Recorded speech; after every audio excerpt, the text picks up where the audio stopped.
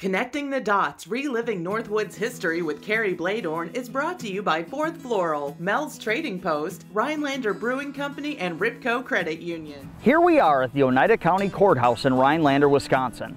One of the most photographed buildings in the Northwoods, and to me, one of the most intriguing. With its green lantern dome shining for miles around, it is a landmark of Oneida County.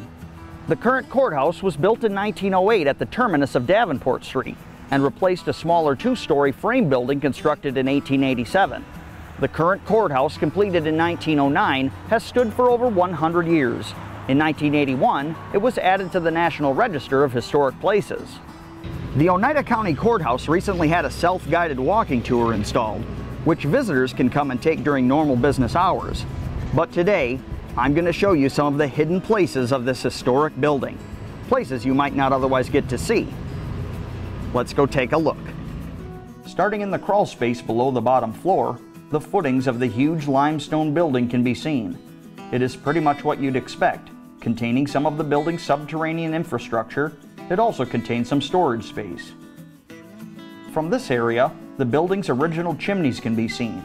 No longer in use, they act as conduits for infrastructure improvements made over the years.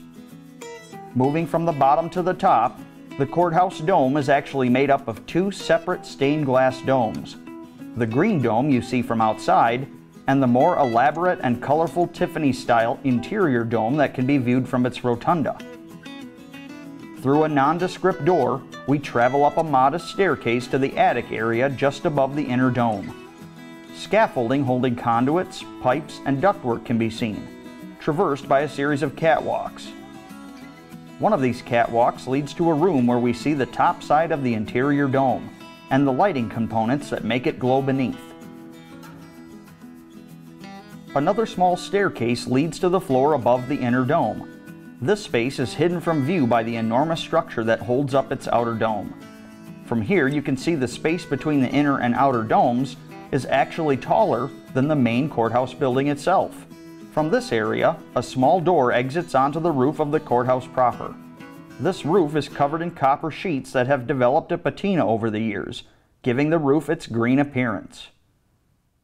Some of the copper sheets that adorn the exterior of the dome have names etched into them by the rare visitor or maintenance personnel. This one goes back to 1918. The upper dome was chosen from an architectural firm at the time of its planning, and coincidentally, was the same dome chosen by Grant County in Lancaster, Wisconsin in 1902, although its spans are filled with clear glass. Back inside, a smaller staircase can be seen that once led up to the bottom of the outer glass dome.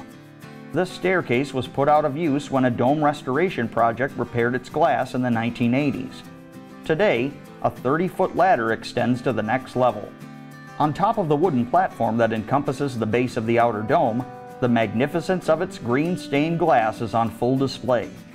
Both the inner and outer dome's original glasswork was completed by the Schuler and Mueller Company of Chicago. This company specialized in church stained glass windows, and the intricate work done on both domes is amazing to view up close.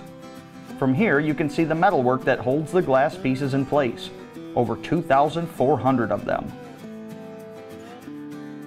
The domes were completed in 1909 for a cost of $600. After years of weather beating down on its glasswork, many pieces had become cracked or filled in with tar. At one point, discussions were had about removing the dome completely and furnishing the building with a flat roof. Thankfully, restoration efforts took place in the 1960s and 80s, saving the domes and returning them to their original glory. New LED lights were added in 2018, making the lighting more efficient and much brighter, allowing the dome to shine for miles around like never before. Both domes' lights have the ability to change color, allowing the domes to appear festive during the Christmas season or various colors for other events. Traveling up the ladder, we reach the parapet and spire that sits atop the courthouse. From this vantage point, we can see for miles in every direction. The views of Rhinelander from this position are unmatched, and many of its other landmarks can be seen, including Rhinelander City Hall, the paper mill stacks, and its water towers emblazoned with hodags. From the bottom to the top, the Oneida County Courthouse is a remarkable structure. I hope you enjoyed this special inside look at its hidden spaces. If you'd like to learn more, go and take the tour sometime. I'm Kerry Bladorn, and this is Connecting the Dots, Reliving Northwood's History on Newswatch 12.